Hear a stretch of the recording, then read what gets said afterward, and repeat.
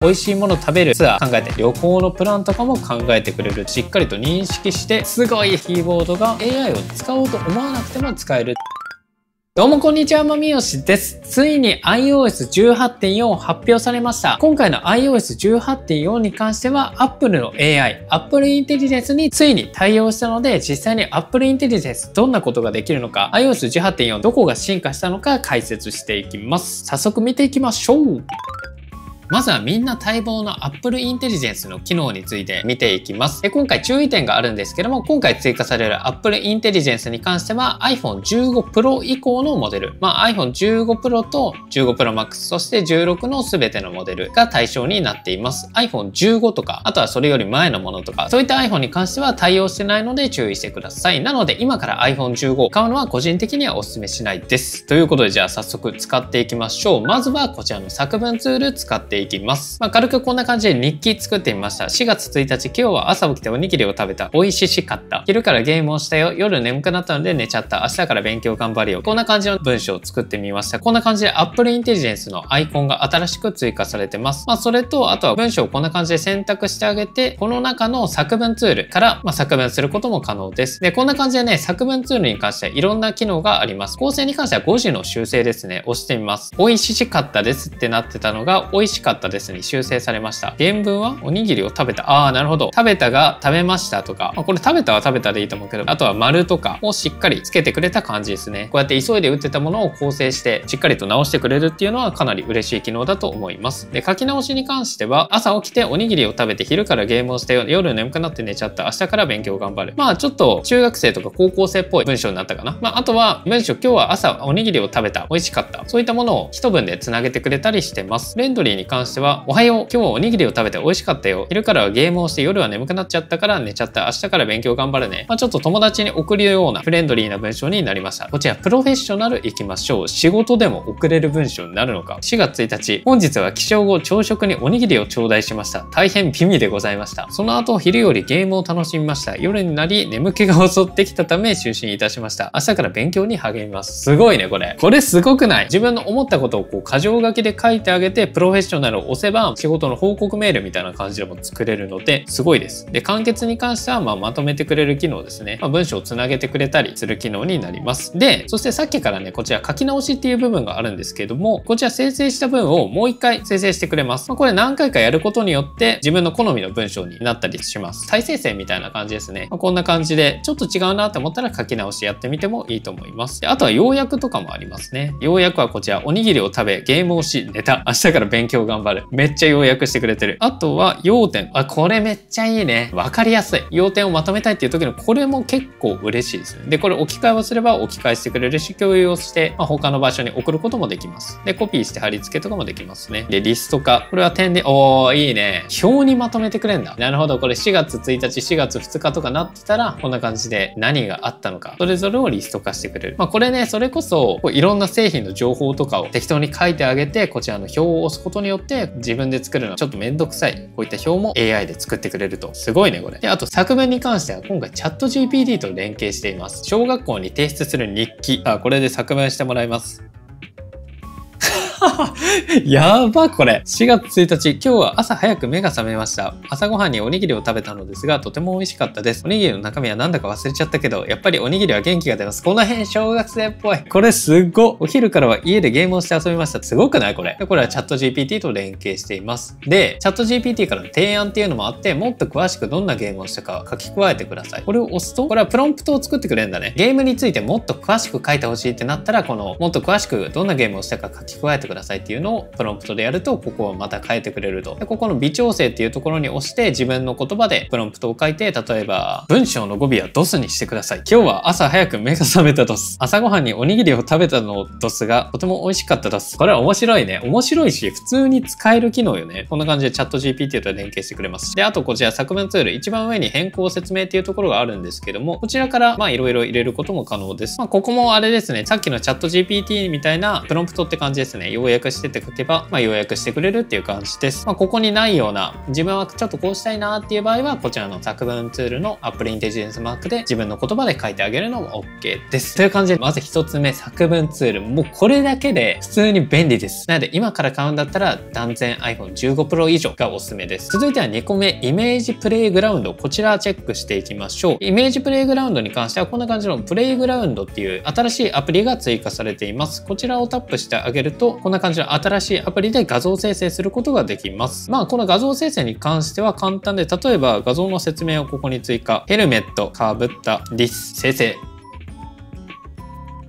おー、すごいね。こんな感じで画像を生成してくれると。で、さらに、ここ人のマークがあるんですけども、こちらから人、例えば用紙を押して、こんな感じで用紙を変更することもできます。リスじゃなくなっちゃったけどね。こういった要素を追加したり、用紙外します。あと、こちらのプラスマークを押すと、アニメ、イラスト、スケッチっていうのがあって、こちらイラストにすると、アニメ調から、スケッチ調にしてくれます。で、ヘルメットなくなっちゃったな。ヘルメット出てきます。で、これ、スワイプしていくことによって、どんどんと画像生成してくれます。これ便利ですね。しかもこれすごいのが、今 Wi-Fi つながってるんですけども、こちら Wi-Fi オフにします。この状態でもなんと画像生成してくれます。これオフラインでもできますね。で、例えばパーティーを追加すると、ヘルメットをかぶったリスがパーティーしてる。ヘルメットちょっとなくなっちゃったりすることもあるんですけども、こんな感じで、ヘルメット出てきた。パーティーしてるヘルメットかぶったリス。こんな感じの画像生成ができますと。今イラストだったね。スケッチにするとこんな感じ。ちょっとリアルっぽくなるのかな。アニメにしてみます。これいいね。で、宇宙っていうワードを追加してみると、宇宙でパーティーをしているヘルメットかぶったリス。こんな感じの画像生成ができます。で、これできたら完了をして保存。このまま他のアプリに持っていくこともできるし、共有ボタンからいろんなアプリに送ることもできるし、もちろん画像保存で写真アプリに保存することも可能です。イメージプレイグラウンド、こんな感じですね。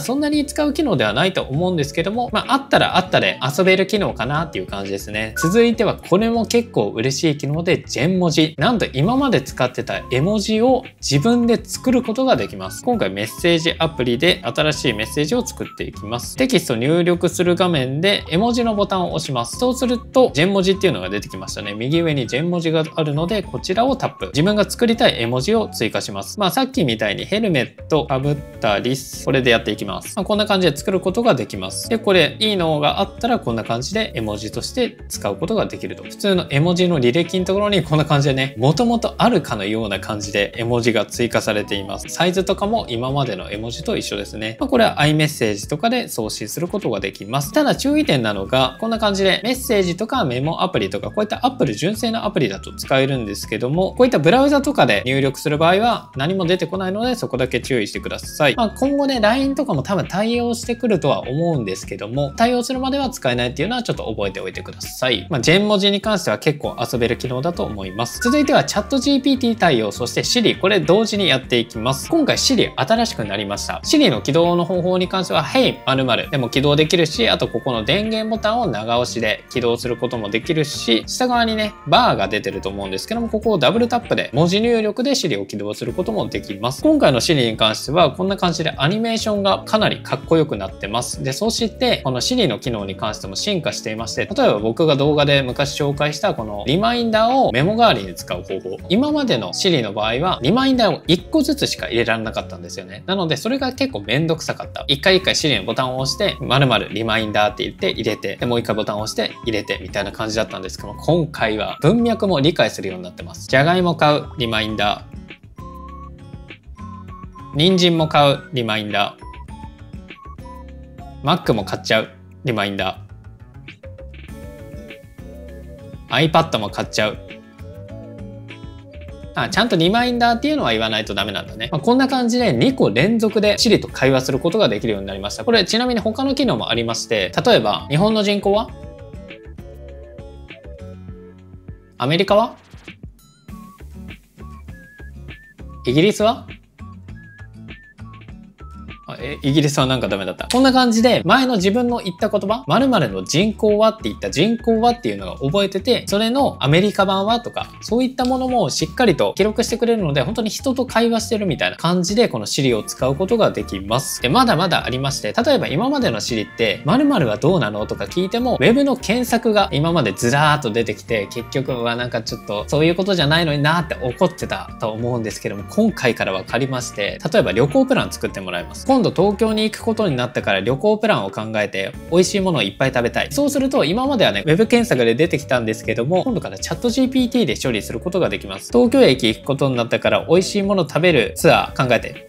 チャット GPT で処理中。ちなみにこのチャット GPT で処理するときはオンラインで接続する形になります。こんな感じで出てきました。東京駅で楽しめる美味しいものツアー、朝食グランスタのパン巡り。これ駅のやつですね。おやつ和菓子タイム、トラヤで上質な羊羹やモナカを食べましょう。ランチは駅弁ストリートで駅弁食べ比べ、カフェで休憩して夕食はラーメンストリートで締めましょう。すごいです。こんな感じでチャット GPT と連携することによって旅行のプランとかも考えてくれるっていうめちゃめちゃ便利なSiriになってます。なのでね、もうこの Siriに関しては別物。ちなみにこの Siriに関しても、やっぱり Apple Intelligence あるからこそこれが使えるので、iPhone 15とかそれ以前のものに関してはこちら使えず、今までの Siri なので、絶対にこれ Apple Intelligence 対応してる iPhone の方がいいですね。これから買うときは。ちなみにこれ今チャット GPT に関しては、有料版とか特に使ってません。これ設定の中から Apple Intelligence と Siri っていう項目があって、こちらの中の拡張ですね。これチャット GPT あるんですけども、チャット GPT を仕様にチェック入れてるだけで特にサインインとかしてません。有料プランとか契約してる方とか、あとは履歴とかを残したいっていう場合はこちらチャット GPT アカウントでサインインしてあげればチャット GPT で使ったような感じで履歴も残る形になります。ちなみに無料版に関してはこの1日あたりの上限っていうのがあるらしくて、上限に達していませんっていう感じでなってます。1日何回もやると無料プランだと限界が来ちゃったりするので、そういった場合はこのチャット GPT プラスに課金してあげるとかでもいいと思います。ちなみにあとさっきSiri使ってる時にチャット GPT に送りますかっていうボタンがあったんですけども、それを押さずにもすぐにネット通信してくれていいから、プランとかを出してほしいっていう方はこちらのチャット GPT のリクエストを確認をオフにしてあげると、東京駅の食べ歩きツアーを考えて勝手にチャット GPT で処理してくれて返答が返ってきます。しかもめっちゃ早いね、これ。こんな感じでめちゃめちゃ便利になりました。すごいでしょ？なので、チャット GPT ちょっと使うの難しいなっていう場合も、勝手にチャット GPT を使ってくれる。自分が AI を使おうと思わなくても使えるっていうのが、今回かなり嬉しいメリットですね。機械に疎い人でも勝手に使ってくれるっていうのが嬉しいポイントです。続いては写真に関してもちょっと新しい機能が出たので、チェックしていきます。こんな感じの看板があります。クリーンアップを押します。削除したいものをタップするかなぞる。自動認識されてなくてもこんな感じでズームしてあげて、いらないものをこうやって囲ってあげると、縁をしっかりと認識して消してくれます。この削除の精度がね、前のものと比べて結構精度が上がってる感じしますね。こういったクリーンアップ機能がちょっと進化してるっていう感じです。で、他にも今回検索機能が進化していまして、姫路城で検索してみます。出てくるかな？おー、すごい！これ姫路城っていうワード何も出てないです。この写真自体を Apple Intelligence、AI 機能が姫路城っていう感じで認識して、この感じで姫路城だけをピックアップして画像フォルダから出してくれると。これすごくない？ちなみにこれ大阪城でやったら出ない。すごっ！姫路城っていうね、文字も全くないんで、これ。しかも、位置情報とかがついてるとかでもなく、勝手に認識してくれてる。これすごい。人ってやると、人が映ってるやつだけが出てくると。すごすぎる。なので、今までこう画像どこだって結構スクロールして探してたと思うんですけども、ちょっとした特徴、笑ってる人とか、これ映り込んでたんだよなっていう場合は、看板とか検索したら看板映ってるやつが出てくるのかな？出てくるね。看板ね。しかもこれすごくて、動画でも出てくるよ。動画これ看板映ってます。看板映ってる。これも看板だね。という感じでね、動画内も多分認識してくれてますね。すごいわ、これ。しかもこれに関しては、オンデバイスで処理してるので、どっか外部にアップロードされてることもないです。続いては通知ですね。通知に関しても今回 Apple Intelligence 意外と対応してまして、これはね、ちょっとまだ試してないので何とも言えないんですけども、優先度の高い通知が通知の上部に表示され、すぐに対応が必要な場合ががある重要な通知が強調表示されます。今通知特に来てないんですけども、通知が来てるとこの通知いらんわってなるものあると思うんですけども、そういったものを AI が学習してくれて、そういったものは下に出して LINE とか、あと緊急のメールとかそういったものは上に出してくれて、しかも強調表示もしてくれるらしいので、これも結構嬉しいですよね。そして通知の要約により最も重要な情報が一目で分かる要約で通知を簡単に確認できます。これはちょっとまだ使ってないので、今後1週間ぐらい使ってみたらまたどんな感じなのか動画出そうと思ってます。で、集中モードに新しい妨げ低減が追加され、気をそらす可能性がある通知を停止している時も緊急の通知が届くようにできます。これは集中モードですね。今までの集中モードはお休みモード、睡眠、これ撮影は自分で作ってるんですけども、こういったものだけだったんですけども、今回妨げ低減っていうものが新たに追加されてまして、これをオンにすることによってインテリジェントブレイクスルーと非通知、通知の優先度がインテリジェントに判断され、優先度の高いものは通知され、それ以外は通知されなくなります。なので普段大事な通知とかよくクリックするのを学習してくれて、必要なものだけを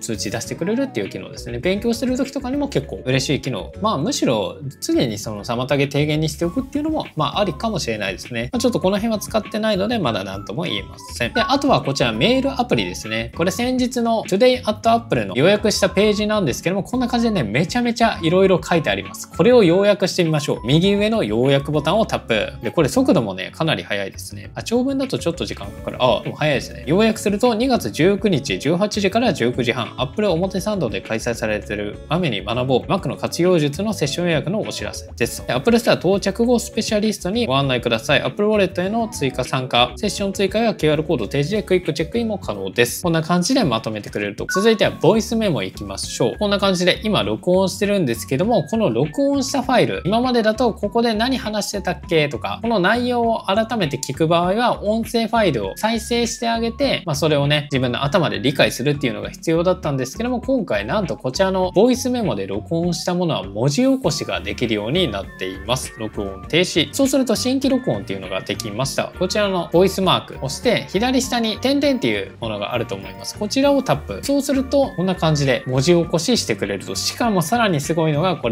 こを再生してあげてっていう部分が聞きたい。そういった場合はこちらをタップしてあげると秒数も指定できると。ちょっと流してみます。してあげて、それをね、自分の頭で理解するっていうのが必要だったんですけども、今回なんとこちらの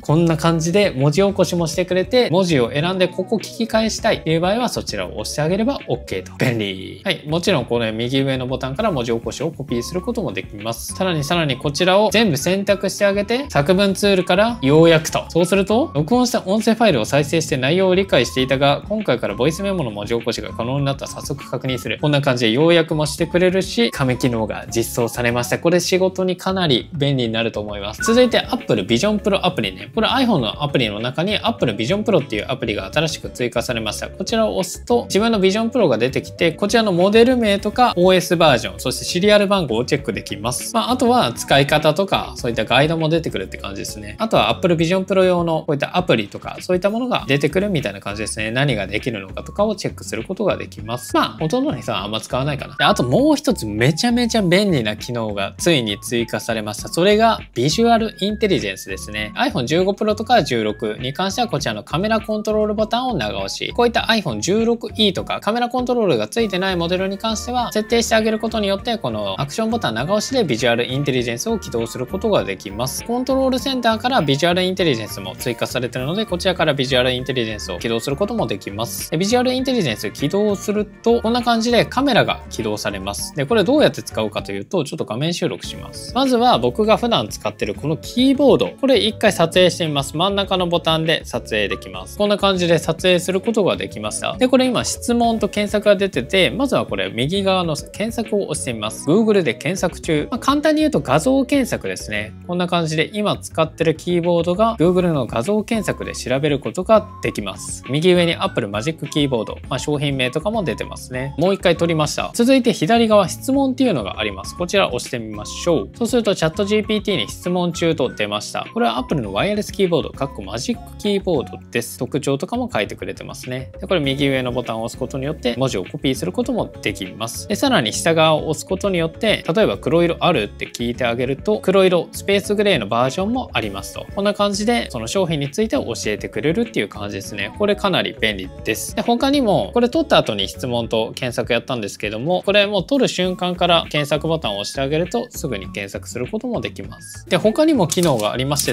例えばね、こちらのレシート、これを取ってみます。パシャ。そうすると真ん中の方にある電話番号とかを読み取って、こちらですぐに電話をかけることができたり、右側の点々点を押すことによって要約することもできます。要約してみましょう。シェイクシャック六本木店で2025年3月31日に支払いということもできるし、適当に予定作ってもらいました。そうするとですね、こんな感じでいろいろと出てきました。でこれそれぞれの時間とか何をするのかっていうのを読み取ってくれて、例えばこれ点々点でここに書いてある時間、こちらを全て一覧にしてくれてます。例えば16時に予定を作ることができると。これちょっと読み込んでるやつがこれなのでちょっと微妙になってるんですけども、チラシとかを読み込んであげると、そのチラシの要約ができたり、スケジュールとかだとスケジュールをすぐに追加することができたり、このビジュアルインテリジェンスに関してはいろんな機能があるので、ぜひ皆さん使ってみてください。例えばこんな感じで欲しいものがあるんだけど、これなんていうものかわからない。特にこういったもののロゴがない服とか、そういった場合はね、検索するのかなり厳しいと思うんで、そういった時はこのビジュアルインテリジェンスで撮影してあげて、検索ボタンを押してあげれば似たようなやつが出てきてくれるといった感じのビジュアルインテリジェンスが追加されてます。超便利。今後のアップデートでね、この iPhone 内の画面、こちらをキャプチャーして画像を検索できるとか、そういった機能が iOS19 でついてくれたらさらにいいと思いました。であとは細かい修正点とか機能に関してもあるんですけど、あんまり使わない機能かな。写真に関してはちょっと並び替えできたりする機能が追加されてるっぽいです。基本的にはさっき紹介した Apple Intelligence での進化ポイントがかなり大きくなっています。ということでいかがでしたでしょうか？ Apple Intelligence、そして iOS18.4。特に個人的に気に入ったのはやっぱり作文ツール。結構日本語って難しくて文章の順番とか結構わかんなくなっちゃうこと多いんですけども、そういった時にこの作文ツールを使って AI でしっかりした文章に構成してくれるっていう機能がかなり便利だと思いました。で、あとは Siri に関してもかなり進化していて、ChatGPT と連携したことによって旅行のプランを考えてくれることもできるし、個人的に一番便利だなと思ったのが、リマインダーを設定してそのまままたHey〇〇って言わなくても続けてリマインダーをどんどん追加できる。それがかなり嬉しいなと思いました。で、あとはこのビジュアルインテリジェンスに関してもめちゃめちゃ便利でした。ということで今回 Apple Intelligence についてどんな感じで使えるのか紹介してみたんですけれども、皆さんどれが一番便利だと思ったのか、よかったらコメント欄で教えてください。これから iPhone 買うんであれば Apple Intelligence 対応の iPhone 15 Pro 以上がおすすめです。以上、バイバイ。